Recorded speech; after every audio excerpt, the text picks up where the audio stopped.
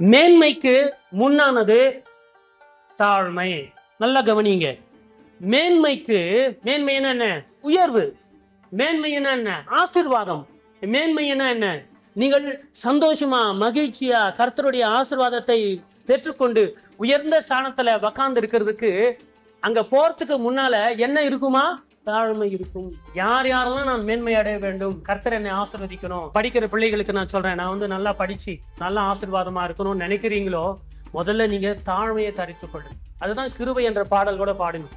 So யாருக்கிட்ட கிருபை தங்கும்? தாழ்மையுடன் தங்கும். நீங்க பெருமையா பேசுனீங்க, நான் பெரிய ஆளு, நான் இப்படி, எனக்கு 2 கொம்பு இருக்கு, எனக்கு நான் அப்படி, நான் பெரிய ஆள் அப்படின்னு பேசுனீங்கன்னா ஒரு இடத்துல கிருபை தங்காது. சோ வேத வசனம் சொல்லுது, மேன்மைக்கு முன்னானது தாழ்மை. அப்போ அழிவுக்கு முன்னானது அதே நீதிமொழிகள் 16ஆம் அதிகாரம் 18ஆம் வசனத்தை மாத்திரம் வாசிக்கலாம். அதுக்கு ஆப்போசிட் வசனம் இது. ஒருத்தன் அழியறான் அப்படின்னு சொன்னு எப்படி நீங்க கண்டுபிடிக்கலாம் சொல்லுங்க பார்க்கலாம். 6 மாசத்துக்கு பிறகு ஒருவன் விழுவானா இல்லையா என்னால சொல்ல முடியும். 1 வருஷத்துக்கு பிறகு இவன் விழுவான், இவன் உருப்பட மாட்டான், இவன் ஒரு நாள் அடி வாங்க போகிறான் என்பது எப்படி நம்ம சொல்லலாம் அப்படின்னு சொன்னா, அழிவுக்கு முன்னானது அகந்தை. ரொம்ப அகந்தையா எப்போது பார்த்தாலும் கண்கள் இங்க இருக்காது. அவங்களுக்கு கண்கள் எங்க இருக்கும்? இங்க இருக்கும். இப்படி தலைகணம் எல்லாம் பிடித்து கொண்டு ஒருவன் வாழ்னான் அப்படின்னு சொன்னா, நீங்க பிடிச்சி தள்ள வேண்டிய அவசியமே இல்லை. ஏனென்றால் வேதம் சொல்லுது 16:18 ப்ராவர்ப்ல, அழிவுக்கு முன்னானது அகந்தை. தெளிவா சொல்லுது. குடும்பத்திலையும் எங்கேயும் சரி, ஒருத்தர் ரொம்ப ஹம்பிளா இருக்காங்க, ரொம்ப தாழ்மையா இருக்கு அப்படின்னு சொன்னா, கேரண்டி இருக்கு, நிச்சயமா கர்த்தர் அவனை உயர்த்துவார். அவன் நிச்சயமா வாழ்வான். அவனுடைய வாழ்க்கைய அவனை யாரை கீழே தள்ளவே முடியாது.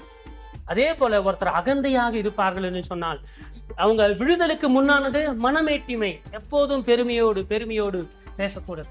அது சில பேர் சொல்லுவாங்க, என்னை யாருமே கேள்வி கேட்கக்கூடாது, என்னை யாருமே விமர்சிக்க கூடாது, நான் பெரிய மனுஷன், நான் அதிகாரி, நீ எனக்கு கீழே இருக்கணும். யார் இப்படியெல்லாம் நான் பெரிய மனுஷன் சொல்லி கொண்டு இருக்கிறார்களோ, that is the indication that you are going to be fault. நீங்க விழ போறீங்க. ஸோ ஆகையினால மேன்மையை நம்ம என்ன செய்யணும்? ஜாக்கிரதையா பார்த்துக்கணும். வேற வகையில சொல்லணும்னா, தேவஜனமே, இந்த கிரிட்டிசிசம், இந்த நம்மை குறித்து விமர்சிக்கிறது இருக்கு இல்லையா, அது சிறந்த பாடங்களை நமக்கு கற்றுக் கொடுக்கும். ஞாபகத்தில் வைத்துக் கொள்ளுங்கள். என்னை குறித்து நான் என்ன தவறு செய்கிறேன் குறித்து எனக்கு தெரியாது. அது யாருக்கு தெரியும் தெரியுமா? பார்க்கிற உங்களுக்கு தெரியும். ஆகையால நீங்க ஏதாவது எனக்கு ஒரு ஃபீட்பேக் கொடுத்தீங்கன்னா, ஒரு குடும்பம் நமக்கு ஏதாவது ஃபீட்பேக் கொடுத்தாங்கன்னா என்ன இருக்கணும்? நாம அதை ஏற்றுக்கொள்ள வேண்டும்.